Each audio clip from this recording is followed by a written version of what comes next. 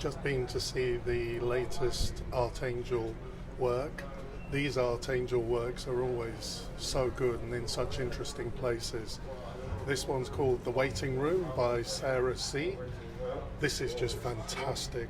It's down at Peckham Rye Station. It is well worth a visit. The location is raw, it's organic, it's authentic. This work just wouldn't be as good in a gallery. You could imagine it in a gallery, but it just wouldn't have the authenticity. It just wouldn't be as good. The work is up 2 flights of stairs, and the staircase is so interesting. That's a great style. The building really is just amazing, and I would love to make my own work here. So when you get in, there's a very big room with a steel tube frame and this screen, which is like the inside of a globe, so it's concave.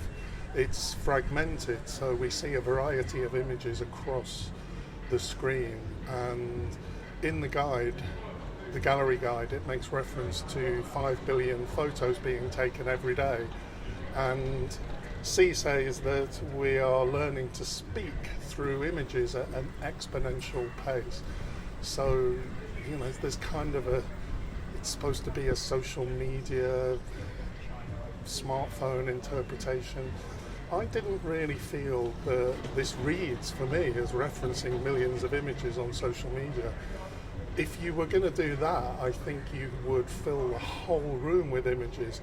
This felt like the images were selective. There were really only a certain number of images, and sometimes there was just one image. And in fact, the most prominent images weren't really images from smartphones. They were kind of raw, natural things such as lava, water, fire. So I read this more about creation, the Big Bang, perhaps the meaningless of images in the power of nature. Now, I wouldn't criticise this work at all because I just think it's fantastic, but if I was going to critique it, the one question I would ask is, how does the work really relate to the place? There's a metronome ticking all the time, and perhaps this is a link with time, because obviously a station has a timetable and we all rush for trains, and this is perhaps kind of emphasised by the fact that we do hear the sound of trains. In fact, you don't really know whether they are actually part of the soundtrack of the work, and I really like that, the way there was a bleeding of kind of the sounds outside with the inside. For me, the fragmented screen became much more interesting when one image was projected onto it, because it became broken up, and also I really liked when the projection bleeds onto the wall or the floor and kind of gives us parts of the image and shadows of the structure.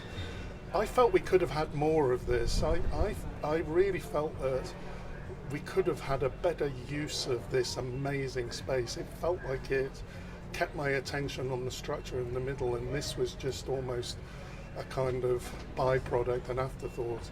I mean, in some ways, the projections just on the walls without the structure would have been amazing. But you know what? This isn't my artwork. This is what I would have done, something like that. I would have made better use of the building. But it's a small quibble. For me, this is really contemporary art at its best. And, sometimes it makes me smile because this whole is it the end of painting debate. I still really enjoy paintings, but for me, it's just a fact that no contemporary painting can ever be as exciting as an installation like this. So well worth a trip down to Peckham Rye. It's on all summer. Thanks for watching. See you next time.